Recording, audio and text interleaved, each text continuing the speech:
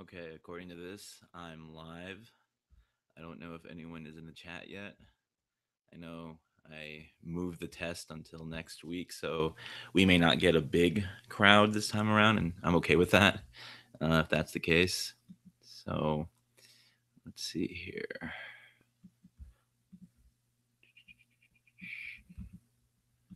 All right. Yeah, it doesn't look like there's much people here now. It looks like a lot of people are just watching, but I don't see anyone active in the chat. So the way these live reviews work is if you ask questions, I can certainly do some, general review stuff, but ultimately it kind of depends on you guys. The more questions you ask, the more I can then give as feedback. One thing I'm going to ask though, how is the audio? I'm using a different microphone than I normally use, so it may be a little wonky, and I need you guys to let me know how that is going. So if you can shoot me a quick message on the chat saying if you can hear me or not, I would appreciate that. Anyway, we'll officially, I guess, get started in just a little bit. And yeah, I apologize for this horrible setup. I mean, framing's off, audio's probably bad. I need to get a camera for this. So thank you, Lizette.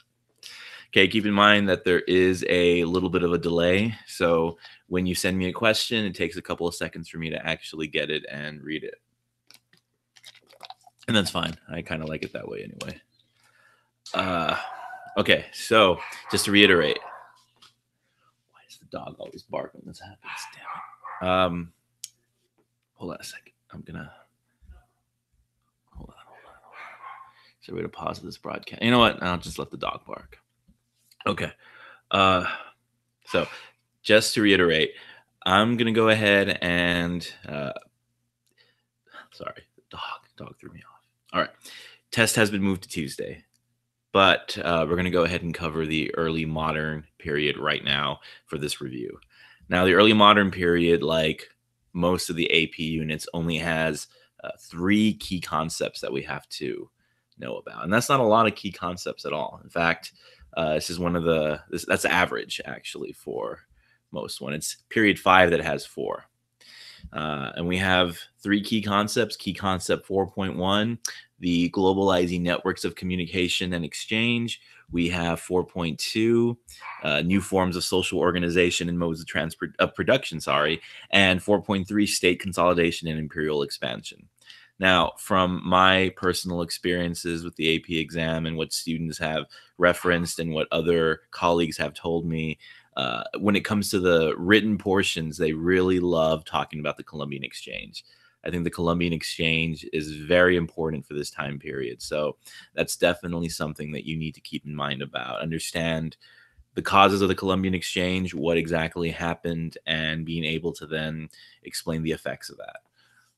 And that's a big part of it. It's the interactions. Remember, world history AP has evolved. The class is really no longer a who's the biggest, baddest male warrior. It's no longer about wars. It's no longer focusing exclusively on politics. And it doesn't focus on details anymore. I mean, it's not detail oriented as it used to be. The AP World History exam is really about your SPICE concepts, social, political, interaction with the environment, cultural, and economic. It's about long-term thinking, main ideas, and that's the questions that are going to be on the exam. They will certainly reflect that. They will reflect more bigger type of thinking. And then, of course, we have the actual skills that are involved. Continuity and change over time, contextualization, comparison, that kind of stuff. So, all right, let's get to it. Let's go with the questions. There's a lot of content, and you guys have a lot of notes and PowerPoints. So, let's get to it. What do you guys want to find out?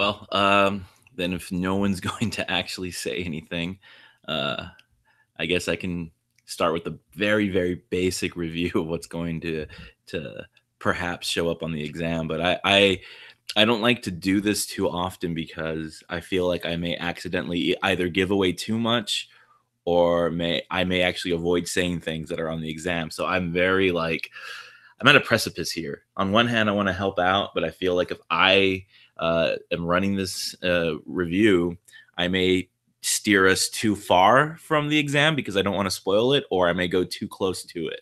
Whereas if you ask, then I simply am helping you out.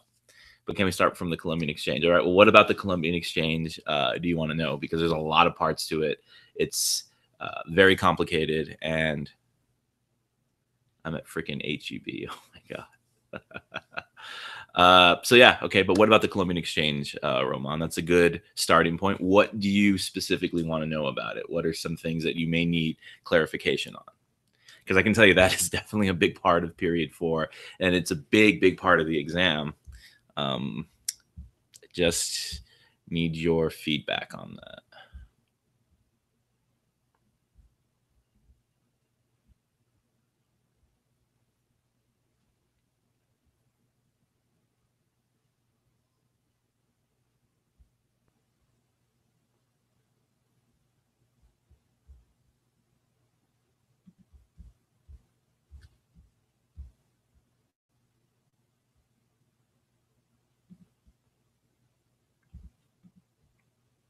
What triggered the Columbian Exchange and how it helped empires? That's a great question. So let's take the first half of the question. What triggered the Columbian Exchange? And the basis of the Columbian Exchange, or what basically defines it, is the joining or the exchange of ideas, diseases, crops, animals, raw materials from North America to or really just the Americas, both North and South America, from the Eastern Hemisphere to the Old World, Western Hemisphere of Europe, Asia, Africa, or Eurasia.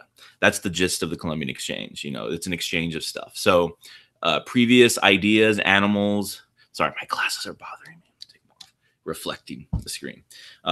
Previous exchanges that did not occur are certainly going to happen. So a good example of, I think, the Columbian Exchange and what it means to me and what it means to most of us is pizza. If you think of traditional pizza, it has the dough, which is flour, which is wheat. Okay, it has pepperonis, which come from pigs. That's an old world item. It comes from cheese, which we get from milk, comes from cows and other similar animals. But it contains sauce, which comes from tomatoes. And tomatoes are native to the Americas. So the Columbian Exchange made a lot of things possible in today's society that we kind of take for granted. And I know for the people living in the Americas, in the Western Hemisphere, they were not used to seeing things like horses, pigs, cattle, that kind of stuff. So they got to experience a little bit of the benefit as well. But in my opinion, the benefits happened more to the Europeans and less to the people in the Americas. So what triggers it? It was the exploration. It was, and if you want to be more specific, it was the voyages of Christopher Columbus. Not the first European to start exploring. That really would technically go to the Vikings in period 3, but for this time period, it was the Portuguese. The thing is, the Portuguese didn't go or didn't attempt to cross the Pacific Ocean. They actually went south across Africa. But anyway, going back, so it's the voyages of Columbus. Once Columbus reached the Americas and Europeans realized there's something there, then that triggered the massive exchanges. And again, not all the exchanges are beneficial or positive. So, okay, you asked how it helped empires. So it helped them in multiple ways. The most obvious way is the new crops: corn, squash, the potato, all native to the Americas. And all of a sudden, they're going to now help out the Europeans. So Britain, Afro-Eurasia, all these areas, they're going to have now access to these crops. And that means population boom, because corn, potatoes, and squash and other American crops, they're a lot easier to grow. They're surprisingly nutritious, and they actually end up providing more of a boost, and they're able to sustain larger populations. So we're going to see Europe's population massively increase. We're going to see Asia, and specifically, I'm thinking more China, because they're kind of in charge at the time. And Africa would have seen a boom, but there's a reason why that didn't happen, and you're obviously aware of its slavery. If the slave trade had not commenced, Africa's population boom would have been astronomical. Instead, they had just a minuscule growth because of the slave trade.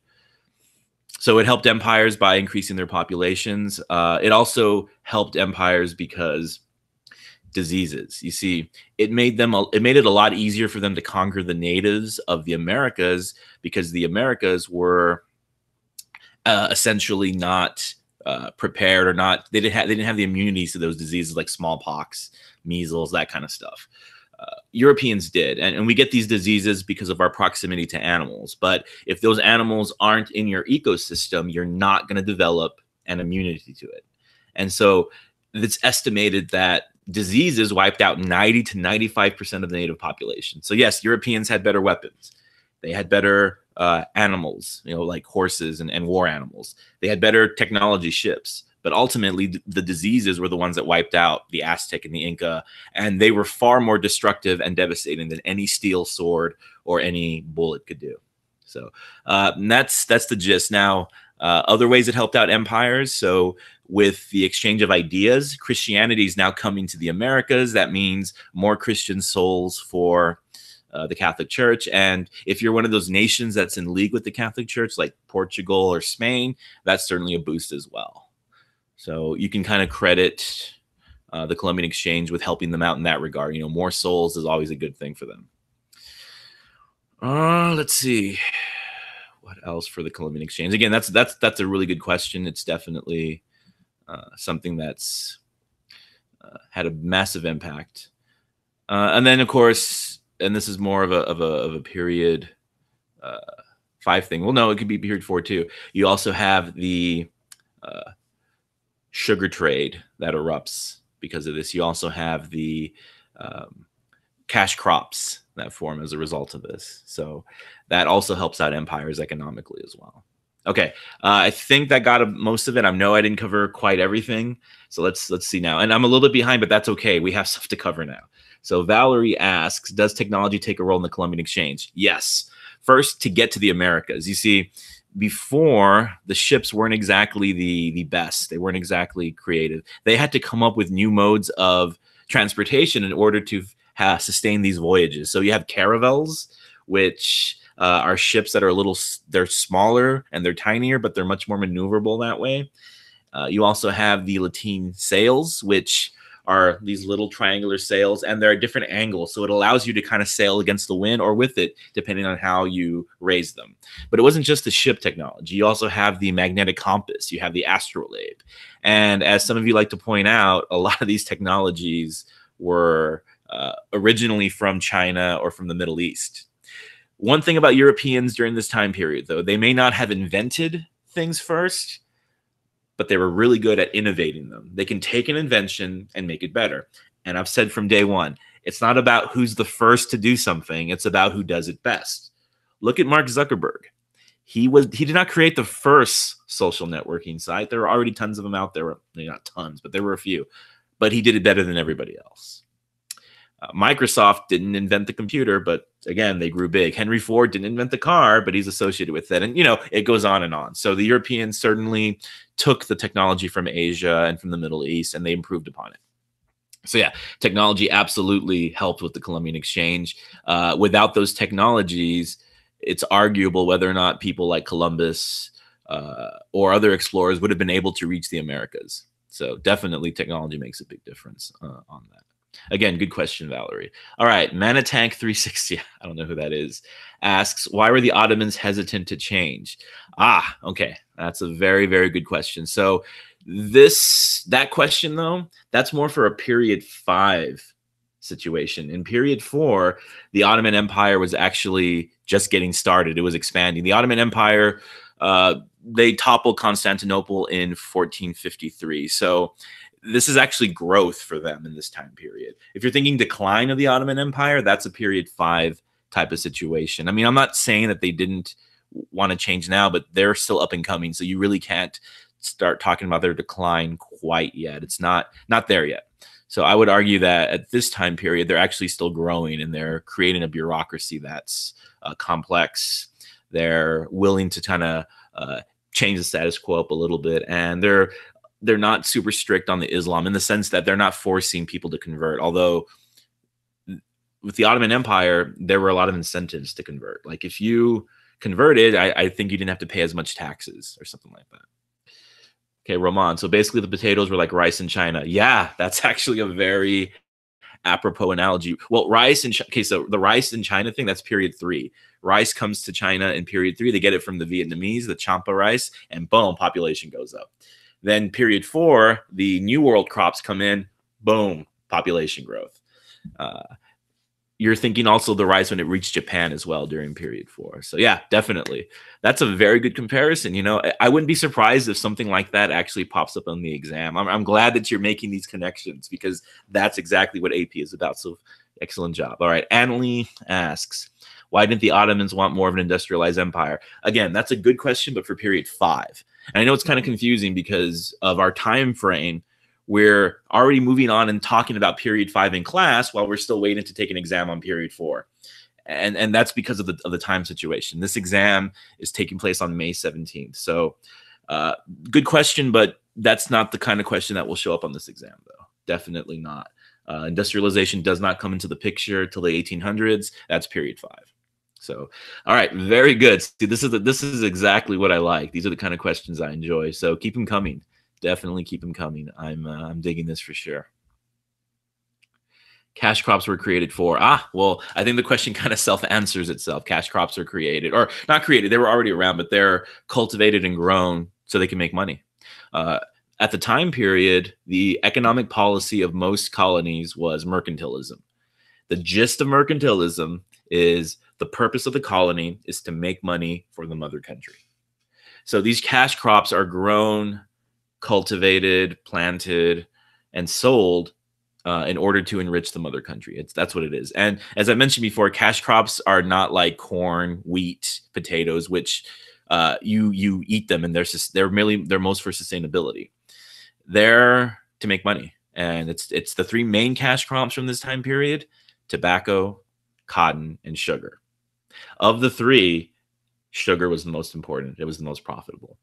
And you have to understand, it wasn't just the supply, it was the demand. Europeans loved sugar. They loved to put that stuff in their teas. They loved to put that stuff in their food. They were obsessed and addicted to it. Glad that the times have changed, right? And we're no longer addicted or beholden to sugar. Hold on a second. Yeah, what was that about sugar? I guess we're still addicted to it. And as far as tobacco went, still a cash crop, still very important. But you have to understand the thing about tobacco is it actually is very damaging to the soil. So not something that you can massively grow.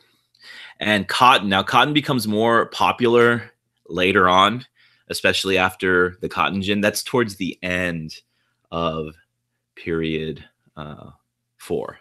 That's towards the end right there. So, and more of a period 5 type of situation.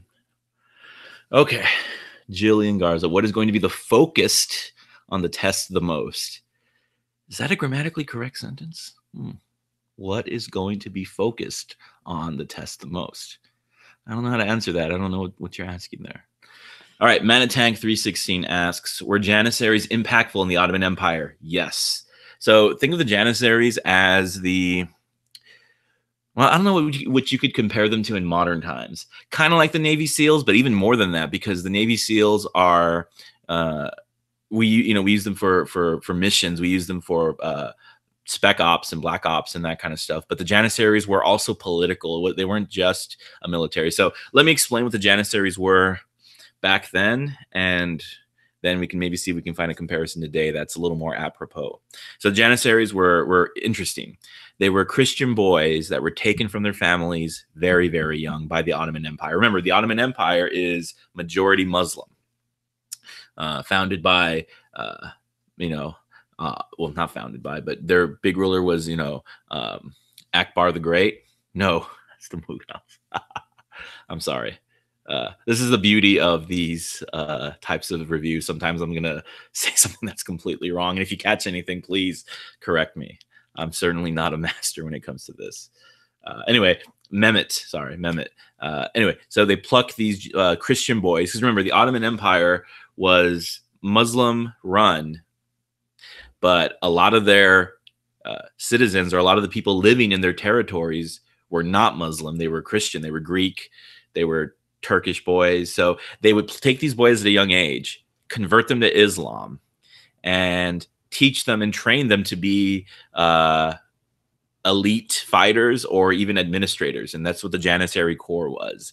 They were guys who were not Islamic, not at birth, but were trained to be administrators, trained to be soldiers, and they were seen as the elite military corps. That was something admirable. And I think I even shared with you stories that sometimes Muslim families would pretend that their boys were Christian because getting picked for the Janissary Corps was a hell of a lot better than perhaps living in poverty. Certainly, there were stories of people lying about that and trying to get picked for that. Because even though you're technically a slave, if you're a Janissary, you get so much more freedom than you could. Now, I believe they weren't allowed to have families, although that changed later. And as the Ottoman Empire went on, the Janissaries became more and more powerful. A good comparison is maybe like perhaps like, could be a good comparison to something a little more modern. Well, I don't know. They're just a unique force of their own that I don't think they have a modern equivalent. That is such a fascinating question. I don't have the answer to that. Okay. Anley asks, so were slaves already becoming a big thing during the Columbian Exchange? Slavery has been going on in world history since mankind started to civilize. I mean, since agriculture, the idea of forcibly coercing people to working the land has been going on since the dawn of time. Now, why did the slave trade kick off massively during this time period? It is because of the Columbian Exchange, but more specifically, the cash crops that come with it. I think the cash crops, because in order to make any money from tobacco, sugar, and from cotton, first off, you need to plant it, cultivate it, and that takes a lot of forced manual labor. These can only grow in certain conditions. You know, sugar can only grow in tropical climates, so it's very hot, very dangerous work, very backbreaking. And originally, they attempted to enslave and use the natives, but as we already discussed, a vast part of the natives died out. You know, they died out because of diseases. So that's when African slaves were used, and it was said that the African slaves were they were used to working out in the hot sun. They were used to tropical climates. They were already immune to diseases, and that's why the slave trade took off. You know, it happened because of the cash crops, and you have to also understand, you're going to make a lot of money if you're not paying your workers, and that's a sad fact. Is part of the reason why it was able to be so successful is because they had lower overhead than they would if they had paid workers. So, but yeah, slaves are already becoming a thing. I mean, remember, the Roman Empire had slaves. Everyone's had slaves. The Muslim empires had slaves. Now, I did mention that it changed a little bit. So in the previous unit, especially when the Muslim empires were on top, slavery was different. The majority of slaves were female, and they were mostly used for domestic services or sexual services. But with the slave trade now, the majority of the slaves being brought from Africa are going to be male, and it's for the manual labor of the plantations. Good question. Okay, Jillian, what will the test focus on the most? Yeah, that's a very loaded question. I can't answer that because, again, that kind of leads you in certain directions, and you won't have that kind of assistance on the AP exam. All right. Manitang 316. Was the Silk Road still used in Eurasia? So in this time period, is when they start to decline. They were massively used in period 3. Remember, the Mongols were big on the Silk Roads, but in period 4, not so much. And the big reason why is because the only reason why the Silk Roads worked out is because the people in Europe and even the Middle East had a huge demand for Chinese and Southeast Asian goods and also the spices. So when the Europeans find out, hey, wait a minute, we don't have to trade through the Silk Road. We can now get on a ship and go directly to China, go directly to India, go directly to Southeast Asia and get the stuff directly and then bring it back for a massive profit. I mean, why go through the Silk Road anymore? So it will go into decline, unfortunately. Sorry, Silk Road fans out there, but it goes into decline and basically goes away during period 4. Yeah, I mean, the Portuguese, I think it was it Vasco da Gama? Oh my God. I'm being put on the spot here. I think it was Vasco da Gama, or it was da Gama or Diaz. One of those two guys gets all the way to India first, buys the spices, brings them back, and sells them for like a 3,000% profit, something that's just unheard of. It was one of those two guys. Thankfully, that's not a question on the test. I'm never going to ask a specific question like that on the exam. And nor will you get a question on the AP exam that asks, blank was the guy who made it all the way to India. You're not. Just know that it was the Portuguese. The Portuguese got there first, and they quickly discovered no reason to use the Silk Road anymore if you can go there directly. And that's what Columbus was doing. He was trying to find another route by thinking he could go around, circumnavigate the globe and go around. He just didn't anticipate running into the North and South American continents. All right. Valerie asks, sir, what was the most popular, most known during that time? Most popular what? I'm going to need a little more elaboration on that one. Okay, why was absolutism successful in France and in Russia? All right, it's an excellent question. Let's look at that one in a bit. So one of the things we sometimes forget about period 4 is they're still traditional empires, even though the new way, the new model, the new mode is maritime-based empires, colonies, which is what the British will become known for. There are still land-based empires in this time period. So absolutism is the idea that a ruler has absolute total control over their population. They don't rely on a legislative body, and what they say goes. And they kind of develop a little bit of a cult of personality. So why was it successful in France and Russia? Well, that's a very interesting phrasing of the question, because are you looking at, do you mean why did it work for that time period? Like why was Louis the 14th, the Sun King, able to succeed at absolutism and Peter? Because I could make the argument that in the long run, it didn't work and it wasn't successful in the long run. In fact, I would argue that because of Louis the 14th's policies, because of his overspending, because of his lack of willing to give rights to the people, I would make the argument that that leads the French Revolution in period 5, and that it led to more problems down the line. So it was able to work out for his time. Okay, so short end of the question, why it worked out for that time, the people behind it. If you have a ruler who's even somewhat competent, and if that ruler has good people working for them and they're able to enforce their will, then it's going to succeed. The moment you get a ruler who doesn't have the charisma, the personality, the drive, the education, pick one of those. The moment you get a ruler that doesn't have that, then absolutism doesn't work out. So there's a lot of factors for that. So in France, it was Louis the 14th, I think, and his associates. They were able to impose their will, and they were successful at it because they were good at minimizing his opponents. Look at how he treated the nobles. Look at what he did with the Huguenots. He revoked the Edict of Nantes, and by doing so, it gave him kind of an excuse to kick out the nobility who were against him. He knew who to target. He knew who to take after.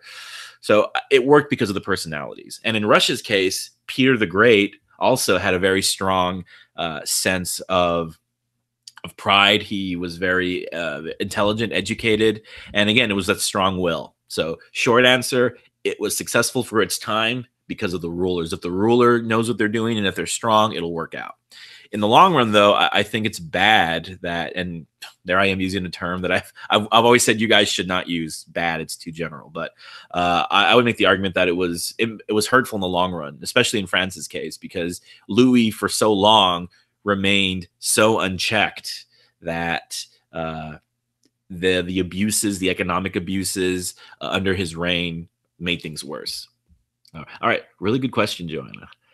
Right, Roman asked, was Russia the only one that gave women more rights? If so, what were the rights given? Yeah,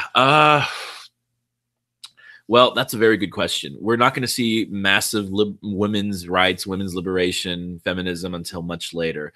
I mean, it just depended, really. I think in this time period and in most of the absolute empires, I think rights were more based on class than on your gender. And what I mean by that is, sometimes it's better to be a female that's part of the second estate or the nobility than maybe a male who's in the third estate or in poverty. You know what I mean? Like, obviously, males have more rights than females. This is still a patriarchal society in period 4, but I'd make the argument that we're starting to see now more delineation between class, meaning class has much more of an impact for your rights. I mean, in period 4, we have female writers in the Renaissance. Not a lot, but we do. So again, I would make the argument that it had more to do with your class. So, but yeah, as far as Russia giving rights to women, again, I'd say it was more class based than anything else. Okay. Why did the elites make a difference? Well, I think you're referring to the previous question of absolutism. The elites make a difference because they have all the money. So it's good to get them on your side because not only do they have money, they have power, they own property. If you don't get them on your side, they have the means to organize a rebellion. Just ask the English monarchs. Just ask, and look at what happened with the English Civil War. You have the Roundheads versus the Cavaliers. Parliament or the nobility, they win out. So yeah, you don't want to get them, you don't want to piss them off. Definitely don't want to do that. Okay. I still don't understand what you're asking though, Valerie. It's what was the most popular, most known what though? What exactly? How did the empires keep their powers besides religious toleration? Well, what kind of powers are you talking about? Do you mean the powers of taxation? I mean, you have an infrastructure. You have government officials. And you're going to be a little more specific than that, like government, like which ones, because they all had different means of doing so. But yeah, religious toleration, definitely. If you can control the religion, you can do that. Oh, what was the most known religion? Okay, I get it. Okay, period 4. That's a good question. It just depends on what part of the world. I don't know at the time. I mean, you have Christianity soaring in Europe. You also have the Reformation, though, so that does splinter Christianity a little bit. But I'd make the argument that at that time, meaning at the beginning of period 4, I'd say Islam was probably the most dominant. But as Europeans made their way to the New World and spread the religion to North America and South America, and then tried to go into China and Japan, I would say that Christianity probably was more well-known at the time. But Islam is still very prevalent. But I'd say Christianity. Yeah, I'd go with that. Okay. Why? Okay. Itati asks, how did it go from absolutism to constitutional monarchy? Okay, which government? Are you thinking about England? Because they kind of always had a tradition of constitutional monarchy. But yeah, I'll shoot on that one. So it really started because the nobility always had demanded those kind of rights. The nobility had always been much more independent and much more vocal than others. But if you can go to specific events, I mean, you have the Magna Carta, English Bill of Rights, the English Civil War. These issues and events where Parliament actually went to war with the king and won. And then eventually the king comes back, but they hate him. And so there's these differences. This was all rooted, though, in religious intoleration, and that the English government at the time and a lot of the people there were not very tolerant of Catholics. And unfortunately for them, a lot of their rulers around the time were Catholic. You have Mary, James, and Charles the first and the second. And so I think it's rooted really much in a distrust of Catholic monarchy. And so when they bring William and Mary over to run England, they basically say, hey, we're going to make you the monarchs, but you have to sign this document stating that you're going to now give us Parliament more rights, and we also have to now ban Catholics from ever being our rulers again. So yeah, it was a very slow process. It took place over several hundred years, and some of it started in period 3. But essentially, it's a distrust of Catholicism, I think, and having Catholic monarchs, and religion playing a massive part in that, because once Henry created the Church of England and Elizabeth kind of put it all together, then you have that Catholic Protestant fight differencing. All right, Mariana asks, so then Silk Roads don't exist anymore? Like right now, to today's world? Well, I would argue that the internet has become the symbolic Silk Road of the past, because we trade items on there from all over the place. We communicate with people from all over the place. We exchange ideas, some good, some bad. I'm looking at you, dank memes. So I would argue that while the Silk Road physically doesn't exist anymore, I think the internet has become the Silk Road of our day and age. Now, if you mean Silk Road in period 4, yeah, sure, it's still there. I mean, people are still trading, but it's simply not used as much anymore because there's not a lot of profits in it anymore. I once had a friend who argued that history is driven by the profit margin, meaning people do things because there's money involved. Interesting theory. I don't know if I agree with him completely. I think it's a little more complex than that. But if you look at a lot of endeavors, I think money is a big motivation or a motivating factor for a lot of that. Devaney asks, will the test question about the middle? I think you're asking if there's going to be a question about the middle passage. There might be. I could very well put a picture or a stimulus of the middle passage, maybe that famous photo of the slaves packed up in the ship, and then may ask, what are the conditions that led to that? What are the consequences? So that's a very, very interesting observation that you made. Okay, Manitank asked, did cash crops impact both good and bad in Africa?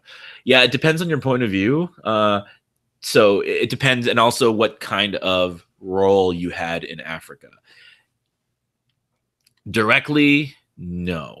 Directly, the cash crops did not help out the people in Africa. But indirectly, it did, because those cash crops made their way to Europe, where they're processed into manufactured goods. In turn, Europeans then shipped out guns and other cloth, other manufactured goods to the Africans.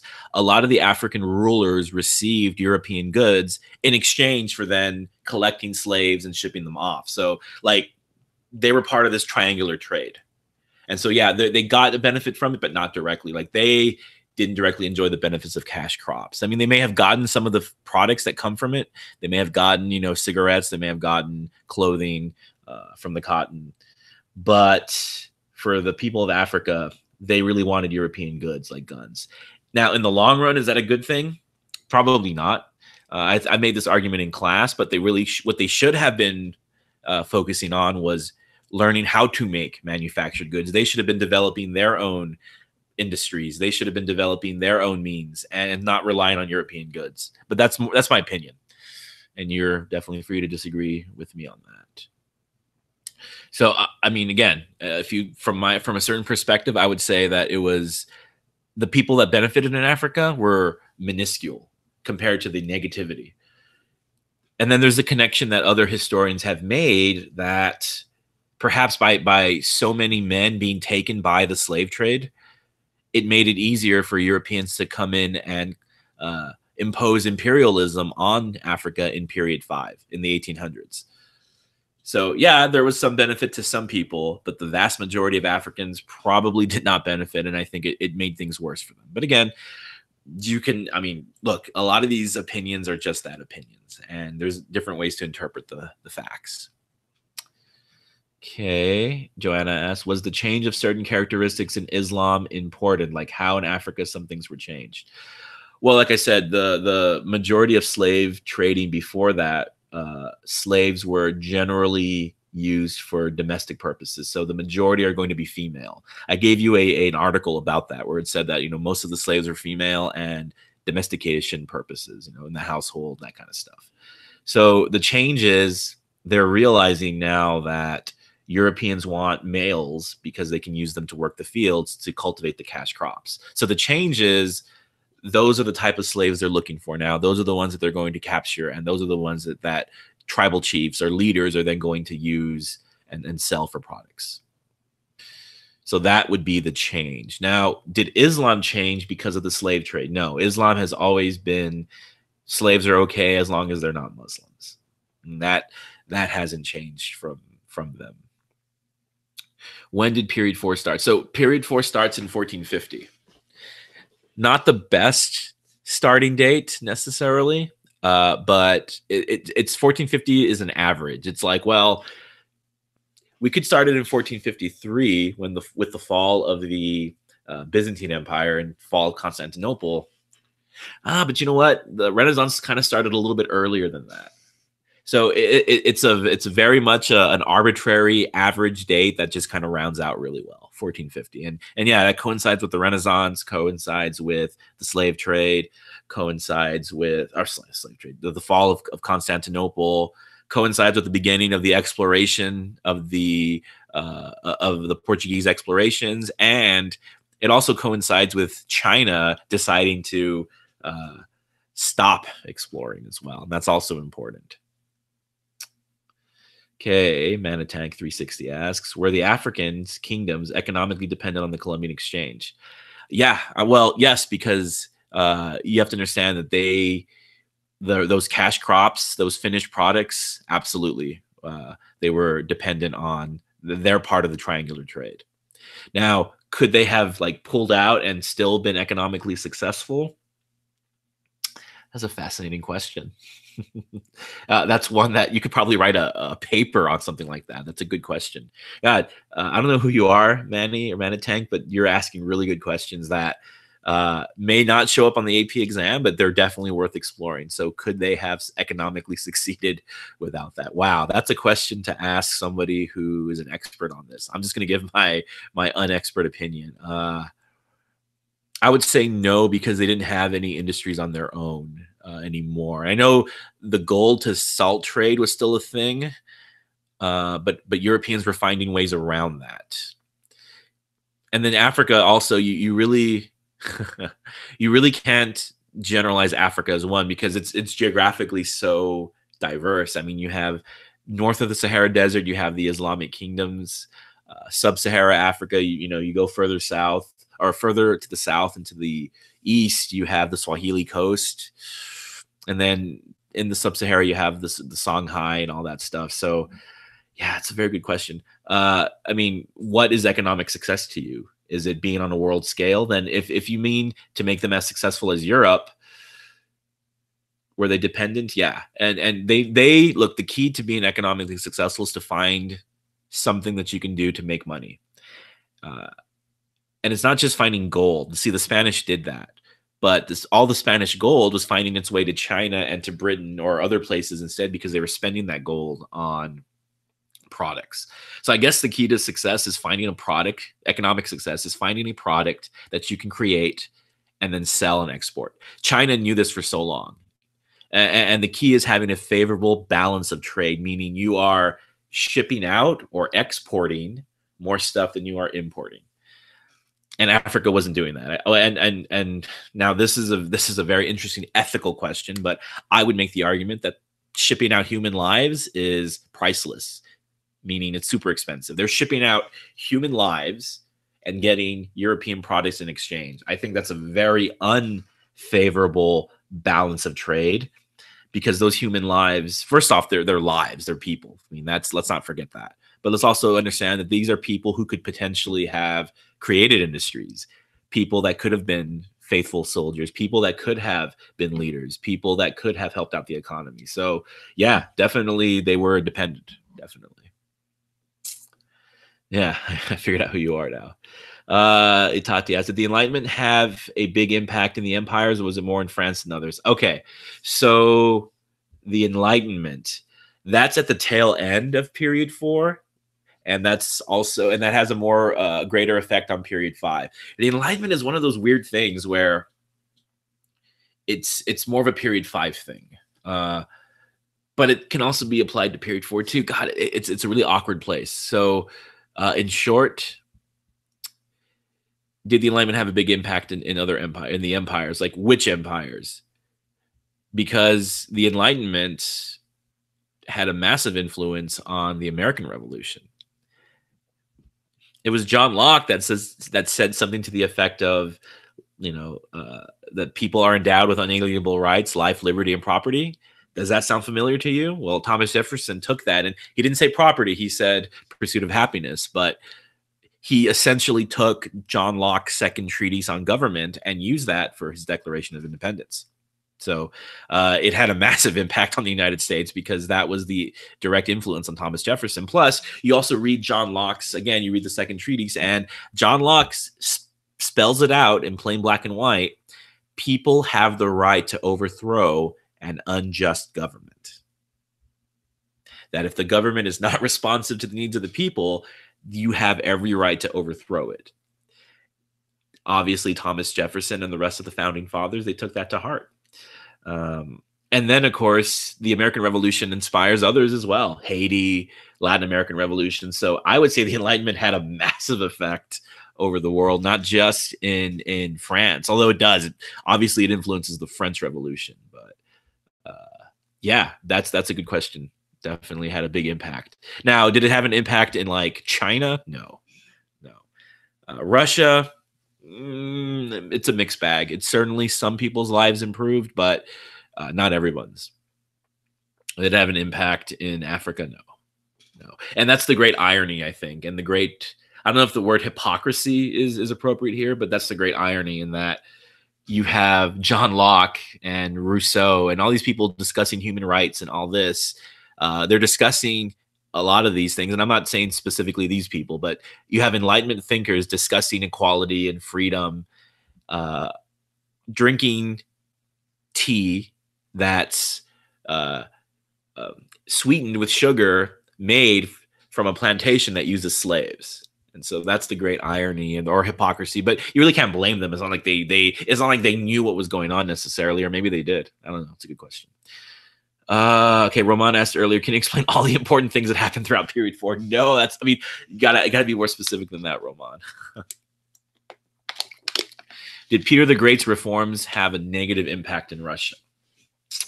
Well, it depends on your point of view.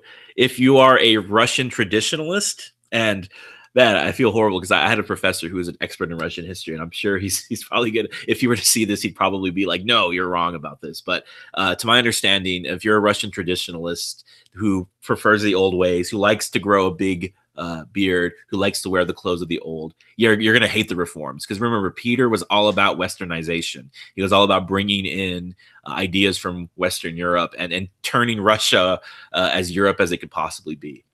So yeah, if you're a traditionalist, if you're a noble, if you're a Cossack, then absolutely you're going to despise these reforms. You're going to have a very negative view on them, and it may lead to some consequences for certainly.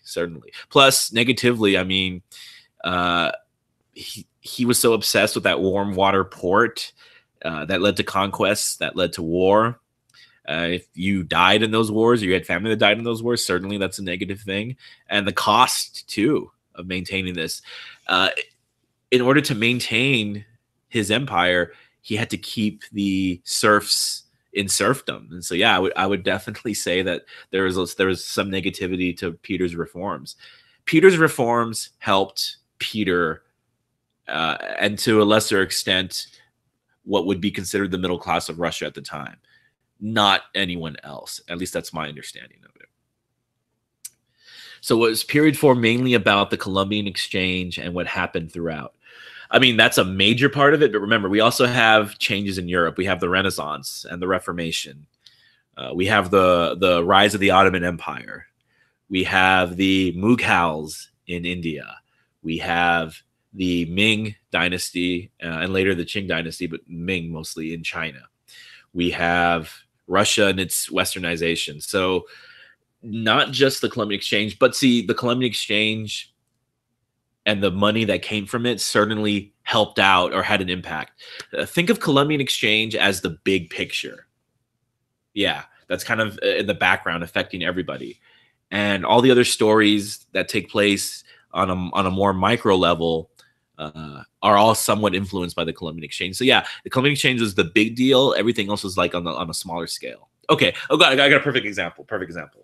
And then you may not get this. Think of the Columbian Exchange as like the Avengers movies. You know, where like they're big movies, and think of like the individual stories more like the Netflix series. You know, like Daredevil, Jessica Jones, Luke Cage. Like they take place in the same world, but those stories don't influence what happens with the Avengers. They don't influence what happens with the big picture. They're having to react to what's going on.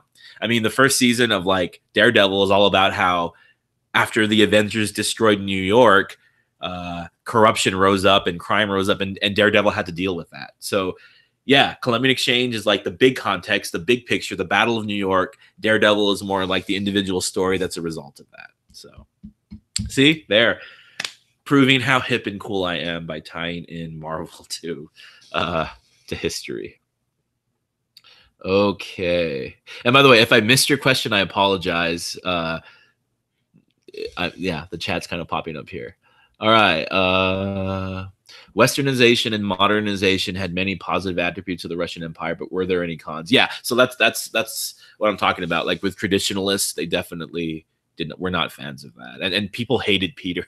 They really did. His own son was not a fan of Peter. If you were in my morning classes and got to read those primary sources. So the end of period 4 was an awkward place to end because of the Enlightenment. Yeah, and it's also awkward because it's 1450 to 1750, right before all the revolutions take place. You know, the revolutions are period 5, but the ideas of the revolution started before. You know, I understand why they broke it up. I get that. But I think you could, well, you know what? Periodization is something that the AP exam doesn't cover as much anymore, so we don't need to get into that. But there's really no good day to break it off. But yeah, 1450 to 1750. So no, this exam will not cover the revolutions, and I'm not covering the Enlightenment. I'm telling you right now. Scientific revolution, there might be a question or two on there. But Enlightenment, no, because the Enlightenment more directly affects all the stuff that happens from 1750 onward. So no Enlightenment on the test.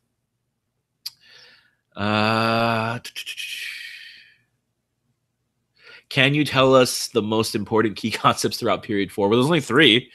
And I would say, again, the most important one is the globalizing networks of communication and exchange 4.1. Yeah. And then as a result of that, you have new forms of social organization, new modes of production, and then some states then expand and consolidate. So yeah, I would still say the Columbian Exchange was by far the most important, because remember, you have 2 stories, one that was going on in Eurasia, one that was going on in the Americas, and now they're finally colliding together. And we've never been the same since then. And and I mean we that live in westernized world, we have tremendously benefited from these exchanges, to the point now where westernized culture, I would argue, is still very much on top, and Western culture is still very much dominant. Now, will it be dominant in 50 years, 100 years? That's for time to decide. But yeah, I mean, the Columbian Exchange was the beginning of the dominance of Europe. If there's a story to tell, an overarching story with the Western viewpoint in mind, I would say period 4 and period 5 as a continuation is really the story of the rise of Europe and how Europe and Western culture came to dominate. That's why AP European history starts in 1450. Got a text message. I'm not going to go check that. Sorry if you texted me. I'll check it later. Wow, that kind of ruined my train of thought. Anyway, that's why AP Euro starts in 1450, because European dominance starts. Hold on a second.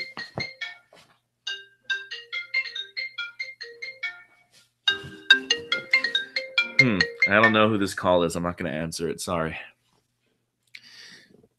Let me mute that. Yeah, so God, I keep getting distracted here. That's why European AP Euro starts in 1450, only because that's really the beginning of when Europe starts to take on a more commanding lead over the rest of the world. And by the way, your choice slips, you're going to be filling them out pretty soon. I highly, highly, highly, highly, highly recommend that you take AP European History. It's fun. I love AP World. AP World is definitely my passion, but I have a little more fun in AP Euro, and I think you guys will too, because in AP World history, we have to brush aside a lot of European history. We brush aside the Renaissance and the Reformation. I mean, we talk about it and we understand its importance, but we don't get into the fun details. We don't go. And the French Revolution is something that also is kind of brushed over in AP World history, not in AP Euro. Plus, we get to learn about the artworks. We get to learn about the music. We get to learn about the culture, and that's really cool too. You get to learn a lot about art, which it'll supplement what you've already learned in Mr. Trejo's art classes. So it's a very good companion piece, I think, to what you learn in those art appreciation classes. I think it's definitely fun. Let's see. Okay, let's look at the questions now. In a historian's point of view, did the Columbian Exchange start a domino effect, political, socioeconomic, culture in the world? Yeah, absolutely. I think I just answered it. I'm sorry, I didn't see that before, but yeah, it definitely started a domino effect, because Europe ultimately is going to benefit the most from this, and we still see the effects of that today. We still see Western culture, Western ideology being dominant, and it certainly helped the boost economically that they got from the Columbian Exchange. What were the main causes for Reformation? Throughout class will pay off for once, so says Joanna. Wow. Oh, he's not gonna like that. All right, what were the main causes of Reformation? So, and I think John Green said this, so I'm quoting him. I'm not plagiarizing him. He said that, history is not really driven by one man or by one person. The Reformation was. Essentially, Martin Luther complains or had grievances against the church, the Catholic Church, that he felt needed to be addressed. Now, and this is going into too much detail, but I'm going to go into it anyway. Martin Luther did not seek to change, or he did not seek to create a brand new version of Christianity. That was not his original goal. He considered himself a very devout Roman Catholic. His goal was simply to reform the church, meaning, look, guys, I think we've lost the way. I think we've lost our original goal, our original intent. His complaints were specifically outlined in the 95 Theses. Now, did he go to the church door in Wittenberg and hammer it on the door? Probably not. That's the legend. Probably not, although it sounds fascinating to say that.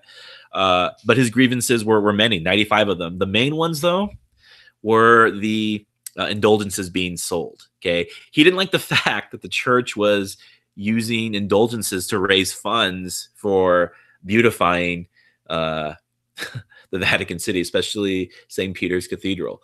Now, an indulgence, just for you guys that don't remember, was a piece. It was like a little token or a little ticket that essentially absolved you of all your sin. So if you paid the money to Mr. Tetzel and you got the indulgence, that little piece of paper, according to the Pope, was enough to get you out of purgatory, out of hell, and absolve you of your sins. And Martin Luther was like, hey, I don't think that's what Jesus Christ intended when he founded Christianity. And he was critical of that. Plus, he was also critical of the fact that many priests had not been well trained or well educated, and many priests were debauchery, were taking place in debauchery. Now, I'm not going to get into the details of what some of these priests and popes were doing, but they were not very Christian-like. And he thought, again, that's not something that the church would have appreciated or would have wanted. So again, basic idea, the main idea, without going into too many details like I already have, is the church had problems that Martin Luther felt needed to be reformed. So he at first tries to change it. The church's reaction is very negative. It's very, no, we're not wrong. You are, and you're you're a heretic. You are going against Christ, and so they kicked him out of the church. He was forget the vocabulary word. He was this is so horrible, right? So unprofessional. No.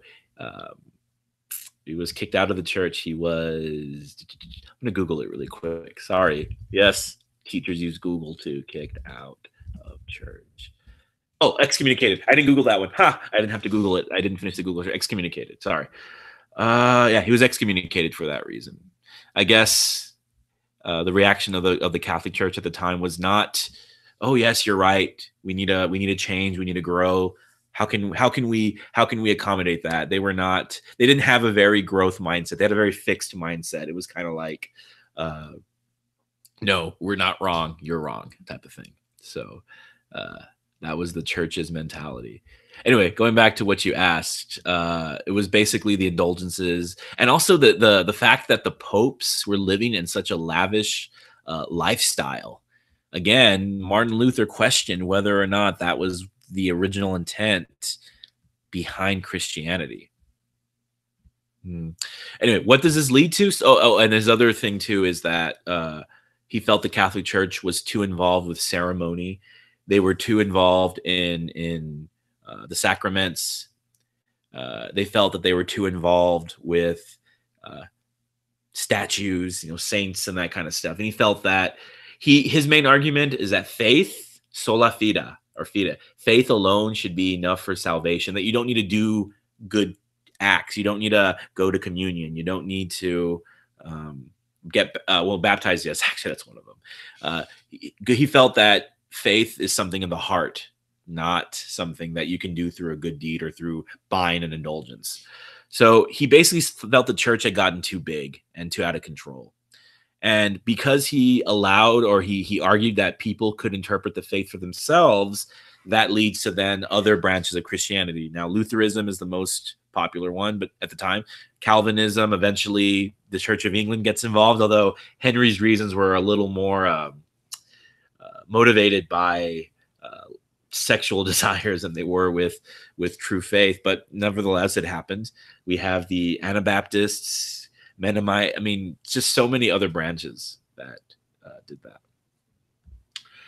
All right.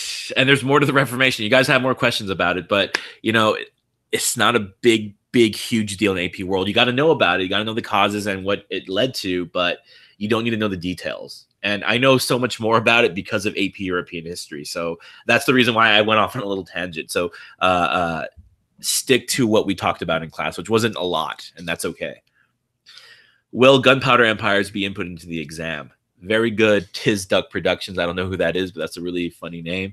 Yes, Gunpowder Empires, absolutely. The Mughal, the Safavids, and the Ottoman Empire, for sure, are going to be on the exam. They're the other half of that. Okay.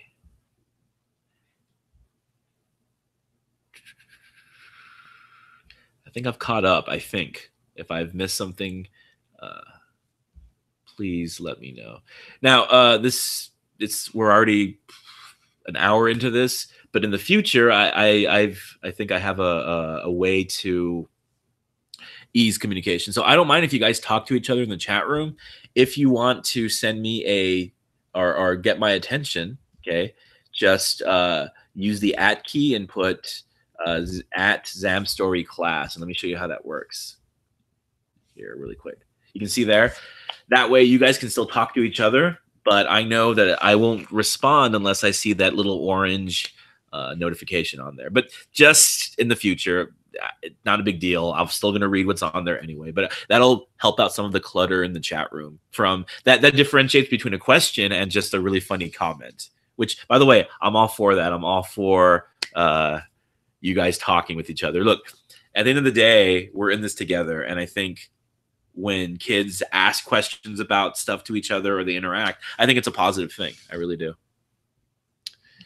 Okay, so any more questions? If not, we're going to go. Oh, what's this? Jesus Longoria. Is the Ottoman better than the Mughal? Better. In what way? Because there's just so many categories of thinking. Better military strength, bigger territory, better economy. These are all really relative questions. And it just depends. There's not an easy answer for that. Really, that's up to you to decide. And you would have to, that may not be a question on the AP exam necessarily, not that broad, but you may have to evaluate. It really depends on what you consider to be better. So it's a little bit of a broad question there. But all right, I'm going to start winding down. So let's say about another 10 to 15 minutes, we'll stay on here.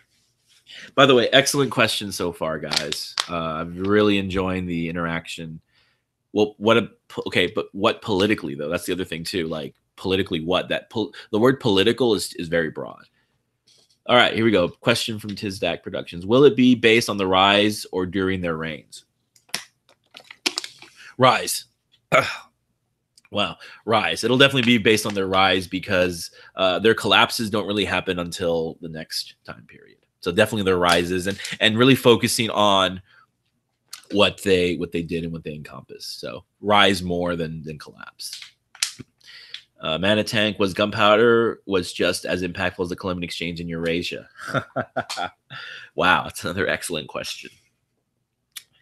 I mean, that's for you to decide. Certainly, gunpowder made a massive difference when it comes to warfare, but I think it made a better difference if you're the first one to use it, because eventually the technology spreads and everybody has it, and then is it an advantage? And then you have to start making better weapons. Then you have to start curving the inside of a gun barrel to make the bullet go straight. Then you have to create machine guns. So, did gunpowder was it as impactful as the Columbian Exchange? Again, that's for you to decide. My argument, no. Impactful, yes, especially originally. I mean, look, the Ottoman Empire defeated the Byzantines because of gunpowder. Those cannons were able to take out the walls of Constantinople from far away and not injure any of the Ottoman Turks. Oh my God! I just realized because I'm looking at the video I'm looking at the video after I just realized you guys are probably gonna meme my hand motions. Jesus, why did I do that? Anyway,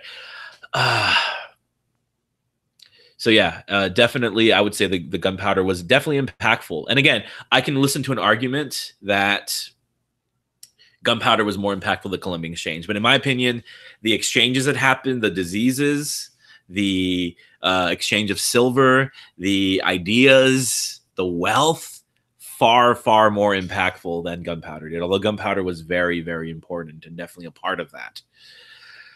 Okay, were there still nomads in period 4? Yeah, the Manchus. And, I mean, Native Americans in North America are still nomads. I mean, we still have nomads in Australia with the Aborigines, and we still have some in places like the Amazon, places in Africa. Technically in the Middle East, some of those tribes that live in the mountains are nomads. So yeah, nomads are definitely still around. Now, are there as much nomads as there were before? No. We have become more and more urbanized, but definitely still nomads existing in period 4 and in period 5. Can you explain the flow of silver in the Spanish colonies? So Spain has the unfortunate distinction of being the empire that jump-started the colonization of the Americas. They were the first to do so. They didn't really benefit from it in the long run because they squandered it. There's a very good crash course video on that. I'm not copying out and telling you just to go watch the video. Let me get the link on that really quick. See if it'll let me post the link on the chat. It may not. But there's a very good crash course video that goes into excellent detail about the silver trade and how Spain kind of screwed that up. Yeah. Ooh, here it is. Here it is. So I'll post it. I'll answer the question a little bit more in a bit, but just for your sake, there you go. Uh, it's a very good video because it explains how Spain had a golden opportunity and squandered it by, instead of investing the money, instead of raising taxes like they could have, they ended up spending the money on frivolous things, and most of the money ended up in China or in Britain, because that gold that they, or that silver they had, they then used it to buy stuff, and the balance of trade for China was big time in their favor. So yeah, they got all the silver, but then they spent it on Chinese products and products from Britain. So most of it went away, and then the Spanish government didn't raise taxes, so all it did was lead to inflation, and they didn't really benefit from it, even though they were the first ones there, essentially. And yeah, again, China and the U.S. benefit. Now, China benefited from so much that they started to only accept coins for taxation purposes. Like, it got to the point where they used to accept crops and like rice, but not anymore. Coins are now, it had to be in coinage because of that reason. Is the racial mix important, like mulattoes and mestizos? To an extent, yes. That, I would say, though, that has a bigger impact in period 5, because these nations, or these nation states or colonies, have to deal with it. But yes, it definitely made an impact in period 4. This is where the Spanish, especially in the Spanish colonies, they had a caste system. They had a caste-like system where skin color determined your role in these colonial societies. But again, it continued on. So we talk about change and continuity over time. From period 4, the early 1500s to the modern era, skin color still has a very big impact in your role in Latin American societies, especially Mexico. I've said this in class several times. Look at Mexican TV, look at the novellas, look at the newscasts, look at the movie stars. They tend to be lighter skinned, and there's a reason for that. Look at the politicians and the presidents, and again, tend to be lighter skinned. And there's a reason for that, because that racial hierarchy, caste, has been ingrained in the culture because the Spanish forcibly did it. Remember, the Spanish released a pamphlet that said, okay, if you're this percentage white and this percentage native, then you are up here. If you are more native than white, then you're down here. I mean, they actually released that's my cat, sorry. They actually released a pamphlet saying, depending on your parents, this is where you fall in society. So absolutely, it did have an impact. But again, we see the legacy of that later on, because in Latin American revolutions in period 5, race is a massive, or ethnicity is a massive issue. All right. What religion was the strongest of the time period? So I argued that I would say Christianity, it becomes the strongest religion. I would argue that at the beginning, 1450, Islam looked like it was on the rise. I mean, the Ottomans were Muslim and they were promoting that. But as the Christian empires or Christian nation states colonized the Americas, colonized the coast of Africa and the coast of India, I would argue that their religion probably became more powerful. But it's really more even, though, because they didn't take Christianity did not become popular in China, and that was a major empire of the time.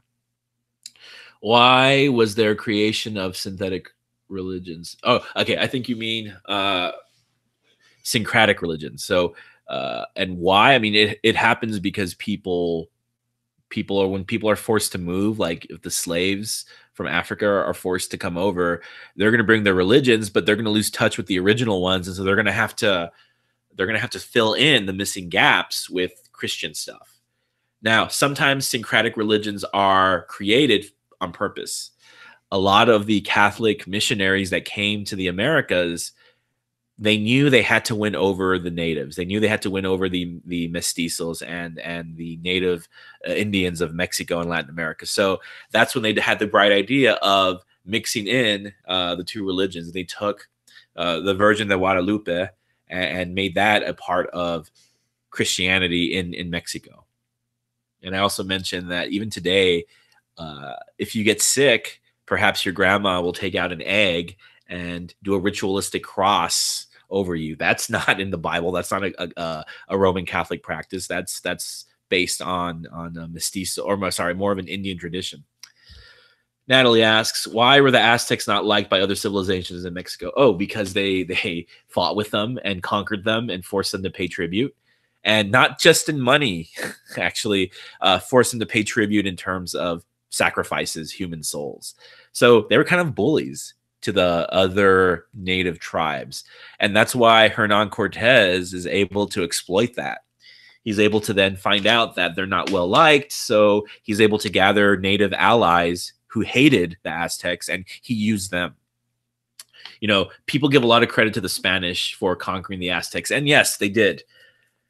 But they had they had hundreds of thousands of native allies who were just willing to fight for them because they hated the Aztecs so much. So it's not as black and white as the dastardly white Spaniards come and conquer the poor, dark-skinned Indians. No, it was a lot more complex than that.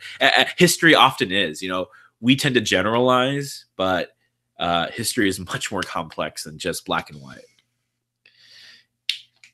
Asian Angle asks, did inventions help ideas spread? If so, which ones? So we talked about this a little bit earlier, but the Columbian Exchange was facilitated, or the explorations were facilitated by technologies like the magnetic compass, the astrolabe, the caravel, the triangular sails. So yeah, technology absolutely helps spread ideas, especially when it comes to shipping and that kind of stuff. Devaney asks, how did the economy from the Ottoman Empire differ from the Mughal Empire? Okay, so both of them were actually very similar because both of them are a Muslim empire that's ruling over a very diverse group of people. Both are obviously based on agriculture. So the Ottoman, not as big on trade as the Mughals. Mughals, I believe, were bigger on trade because they had to deal with Europeans on the coast. Ottoman were a lot more Ottomans had exclusive deals with the Italians, but they weren't really big on as big as trade as the Mughals. But no, actually they're very similar in terms of differences with the economy. The products, I mean, the Mughals, they were in India, so they had access to stuff that would not grow in the Ottoman Empire. Economically, they're actually very similar. Tis Duck asks, so Tokugawa Empire relied economically only on trade and taxation. Yeah, you have to remember it was very they relied, well, especially when it came to interactions with China. And the Tokugawa also relied on the rice. Rice was a big deal with them. And they did rely on trade, but only with the Dutch. You remember that they kicked out the Christians and violently kicked them out.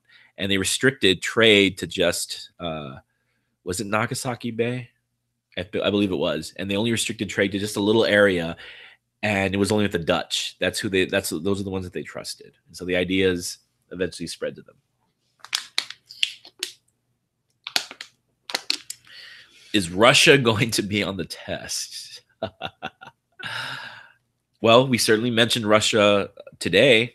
There's a very good chance that Peter and Westernization will make an impact. But to be more fair, I would say that any of the empires from the time period can come out, especially absolutism, and which Peter and Catherine were big on. Always they copied China for the most part, but not always. Remember, Japan did a few things on their own. They had feudalism. Well, this is in period 3, but they didn't always copy China, but they did copy a lot from them.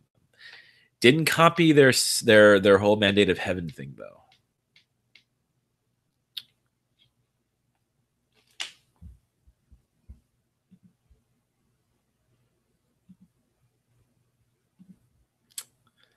Okay. I think I'm going to start to wind down now. Obviously, we didn't cover like every little thing, but we covered a very good chunk of period 4. And again, if I was wrong about something, please point it out to me. I definitely need to be corrected if I was wrong on something. You have to understand, I have like nothing in front of me here. I'm not reading anything. I don't have a book by my side around here. Look, I got my water. I got my Skittles, and I actually haven't opened these yet. That's it. So everything I'm saying is from memory. At my best attempt to recall it from memory. That's why I like this though, because it challenges me, just like you guys are challenged to come up with questions. I'm challenged to try to remember things off the top of my head, and I like that. I think it's fun. I think it's exhilarating, and yeah, mistakes are made, but I do try to correct them as soon as possible. So let's see, what's the cat's name? Katie. Her name is Katie, and I guess she's outside now or something. And yeah, that's it, guys. Look, let me go ahead and plug Freemanpedia really quick. Benjamin Freeman is the man. This is his website. This is period 4. What? It's not letting me post a link. Why not?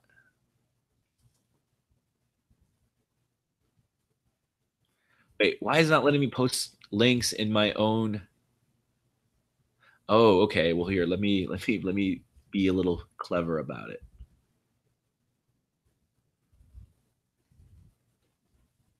There you go. You're gonna have to like copy that and then like put it together because uh, they didn't let me post a link. That's why they let me post the John Green link. Okay. Can you explain the new ethnic and racial classification? So actually, Natalie, I explained that earlier when we were talking about the mestizos being a mix of Indian and Spanish blood. Uh, I would go back a little bit later if you can. We did talk about the ethnic and racial classifications. But yeah, mestizo is a big one. And then also you have slaves, African slaves mixing with natives, and African slaves mixing with Europeans. There's too many classifications that arose. Is the American colonies important? Well, yes and no. Name it Louis 14. So American colonies, like in this time period, I mean, yeah, they're founded and they're created, but the Spanish colonies were a little more important in period 4. The American colonies become a bigger deal in period 5. Uh, that's when the revolution happens. But yeah, sure, they're important. You know, they were mercantilism, the cash crops, certainly, and they're part of that triangular trade. Not a major part of it. Remember, most slaves went to the Caribbean. Most slaves went to Brazil, not to the Americas. Only about 5% of the slaves made their way over there. By the way, that was my stomach growling right now. I don't know if you heard that or not. I haven't actually had my dinner yet. I'm waiting for it to come. So, like I said, if there's nothing else, we'll do it. We'll do 9 more minutes, and then 9 o'clock, I will start to wind down. So, uh, no, thank you guys. Look, this only works with your participation. It doesn't work with me. I'm not the one that makes it run. It's you guys asking the questions and you guys bothering to show up. And you know what? Maybe we'll do another one on Monday. Who knows? Maybe by then we'll all be bored and stuffed and whatever we eat for Easter. Maybe we can do another one on Monday. Maybe. This is fun. I really have a good time, even though, like I said, it can be a little nerve wracking when I have to think of something that's not on the tip of my tongue. But hey, that makes it fun and exciting. So if you want to ask what you can do to help out with this, definitely get more kids involved. See if you can get more friends to spread the word.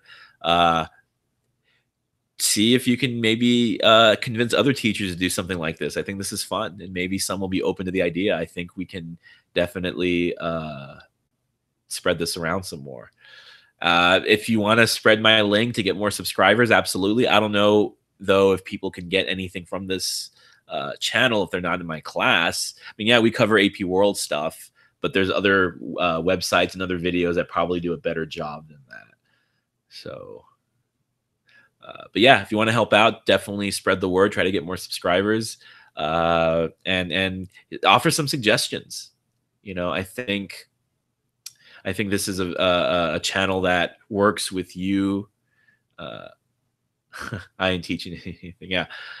So yeah, I think it definitely works out. Now, let's go back here really quick. So the Chinese were the major ethnic group that went to work in Brazil. Okay, that's in period 5. That's in period 5, Anley. So, yeah, for sure, for sure. Hold on a second. Some house cleaning here.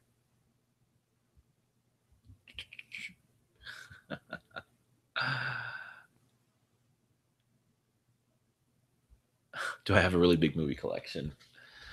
Yeah, and actually, last time I showed you, I only showed you like half of it. I've gotten some more shelves. Sure. Well, in the next couple minutes, so I'll show it. Let me just. Sorry, I have my microphone here that I have to be careful with.